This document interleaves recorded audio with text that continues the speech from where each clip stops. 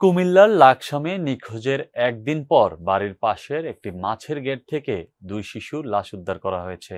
সকালে পৌরসভার ৮ নং ওয়ার্ডের গুন্তি গ্রামের একটি পুকুর থেকে ওই দুই শিশুর ভাসমান মরদেহ উদ্ধার করে স্বজনেরা। পরিবারের পক্ষ থেকে শিশু দুইজন পানিতে ডুবে মৃত্যুবরণ করেছে বলে জানানো হয়েছে বলে নিশ্চিত করেছেন পুলিশ। লাকসাম থানার উপপরিদর্শক হারুনুর রশিদ জানান, পরিবারের অভিযোগ না থাকায় লাশগুলো দাফনের জন্য পরিবার ব্যবস্থা গ্রহণ করেছে। শিশুদের শরীরে কোনো আঘাতের চিহ্ন প্রাথমিকভাবে দেখা যায়নি। নিহত দুই শিশু হল গুন্তি গ্রামের পূর্বপাড়ার রোবেল হোসেনের ছেলে জিহাদ হোসেন, গুন্তি মাদ্রাসার ২য় শ্রেণীর ছাত্র, এবং মোহাম্মদ আলীর ছেলে সাব্বির হোসেন মহিন। সে গুন্তি সরকারি প্রাথমিক বিদ্যালয়ের ২য় শ্রেণীর শিক্ষার্থী ছিল। পুলিশ ও নিহত শিশুদের পরিবার জানায়, আগের দিন দুপুরের পর থেকেই তারা নিখোঁজ হয়। বিকেল গড়িয়ে সন্ধ্যার পরেও বাড়ি ফিরে না আসায় স্বজনরা খোঁজাখুঁজি শুরু করেন। আত্মীয় স্বজনের বাড়ি ও আশেপাশের এলাকার বিভিন্ন স্থানে অনেক খোঁজাখুঁজির পরও তাদের কোনো সন্ধান মেলেনি। অবশেষে মঙ্গলবার সকালে বাড়ির পাশের একটি মাছের গেড়ে এক শিশুর মরদেহ ভাসতে দেখে আশেপাশের লোকজনকে খবর দেন গেরের লোকজন। পরে শিশুদের স্বজন ও এলাকার লোকজন এসে ওই পুকুর থেকে দুই শিশুর ভাসমান লাশ উদ্ধার করেন।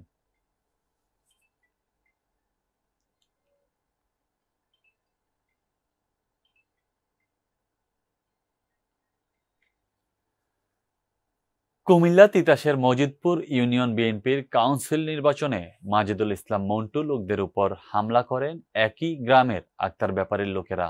এই হামলায় অনেকেই আহত হন।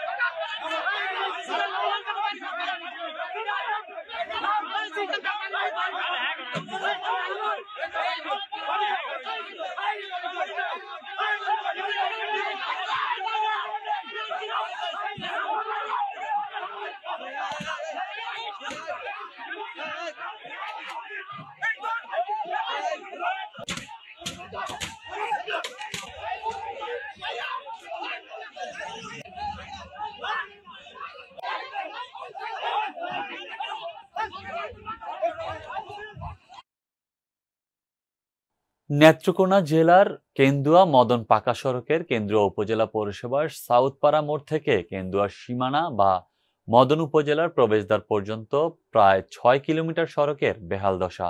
স্থানীয় সরকার প্রকৌশল অধিদপ্তরের আওতাধীন গুরুত্বপূর্ণ সড়কটির ভগ্নপ্রায় অবস্থার জন্য চরম ভোগান্তিতে পড়েছেন এলাকার সাধারণ জনগণ। সরেজমিনে গিয়ে সড়কটির বেহাল দশা দেখা যায়।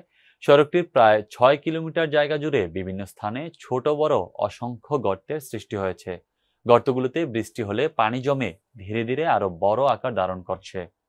গর্তে জমে থাকা খানাখন্দে সাধারণ জনগণ ও যানবাহন চালকদের দুর্ভোগের কারণ হয়ে দাঁড়িয়েছে।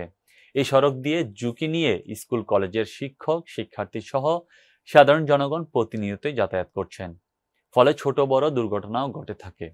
ভুক্তভোগীদের অভিযোগ, সংশ্লিষ্ট কর্তৃপক্ষ যেন বিষয়টি দেখেও দেখছেন না। রাস্তাটি দ্রুত মেরামত করা না হলে চলাচল করাই দুরূহ হয়ে যাবে।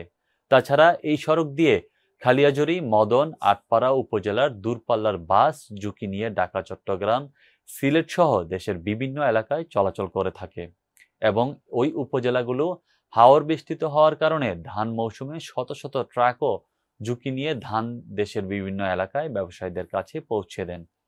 স্থানীয় সরকার প্রকৌশল অধিদপ্তরের কেন্দুয়া উপজেলা প্রকৌশলী আল আমিন সরকার বলেন, সত্যি সড়কটির অবস্থা খুবই ভয়াবহ।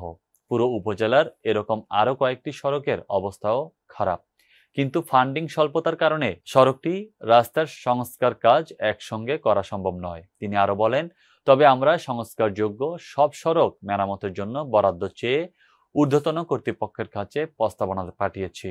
এরই মধ্যে কেন্দুয়া মদন সড়কটির সংস্কার অগ্রাধিকার ভিত্তিতে খুব তাড়াতাড়ি করা হবে। কেন্দুয়া মদন রাস্তাটা এটা একটা আমাদের অত্যন্ত জনগুরুত্বপূর্ণ একটা উপজেলা সড়ক। এটার কিছুটা পোর্শন পৌরসভার মধ্যে পড়ছে, আর বাকি অংশটুকু এলজিডির আওতাধীন আছে। এই রাস্তা দিয়ে মদন থেকে ঢাকাগামী বিভিন্ন বাস এবং অন্যান্য যানবাহন এই রাস্তা দিয়ে চলাচল করে। তো এইটা আসলে এই বছরই আমাদের মেইনটেনেন্স এর জন্য আমি মানে প্রস্তাব দিয়েছিলাম, কিন্তু বরাদ্দ স্বল্পতার কারণে আসলে এটা বাস্তবায়ন করা সম্ভব হয়নি। আর আগামী অর্থবছর ফার্স্ট প্রায়োরিটি হিসেবে ইনশাআল্লাহ আমরা এই রাস্তাটুকু। নেত্রকোনার ২ উপজেলা কেন্দুয়া ও মদনকে পৃথক করে রেখেছে কৈজানী নদী। এখানে একটি সেতু নির্মাণ করলে বদলে যাবে ২ জনপদের জীবনযাত্রার মান, বেঁচে যাবে হাজারো কর্মঘণ্টা এবং তৈরি হবে ধীর সেতুবন্ধন। খরস্রোতা কৈজানী নদীর ফেরিঘাট দিয়ে প্রতিনিয়তই শত শত মানুষের চলাচল। শিক্ষার্থী, শ্রমজীবী, কৃষক সহ হাজারো সাধারণ মানুষ দৈনন্দিন কাজে নদীর এপার ওপার যাতায়াত করে বছরের পর বছর ধরে। দেশে উন্নয়নের অংশ হিসেবে নদীটির দুই পাশের মাটির রাস্তা করা হলেও সেতুটির নির্মাণের কোনো প্রকল্প আজও দৃশ্যমান হয়নি। স্থানীয়রা জানান, অদ্যাবধি উন্নয়নের ছোঁয়া পড়েনি এই এলাকাটিতে। এ বিষয়ে উভয় এলাকাবাসীর বক্তব্য, এই সেতুটি আমাদের প্রাণের দাবি। এ ব্যাপারে ঊর্ধ্বতন কর্তৃপক্ষের দৃষ্টি আকর্ষণ করে তারা আরও জানান, কৈজানী নদীর উপর একটি সেতু তৈরি করা খুবই জরুরি এবং এটি হলে দুই এলাকার জনপথের সেতু বন্ধন আরও দৃঢ় হবে, দূর হবে সকল কষ্ট দুর্দশা। স্থানীয় সরকার প্রকৌশলী অধিদপ্তরের কেন্দ্রীয় উপজেলা প্রকৌশলী আলামিন সরকার বলেন, মদনের এই ব্রিজটা যদি হয়ে যায় তাহলে আমাদের কেন্দ্র মদনের জনগণের ব্যাপক একটা উন্নতি ঘটবে। একটা ব্রিজ নির্মাণ করা দরকার। আসলে এটা কৈজানী নদীটা এটা মদনের সাথে একটা যোগাযোগ ব্যবস্থা তৈরি হবে যদি এখানে একটা ব্রিজ নির্মাণ করা হয়।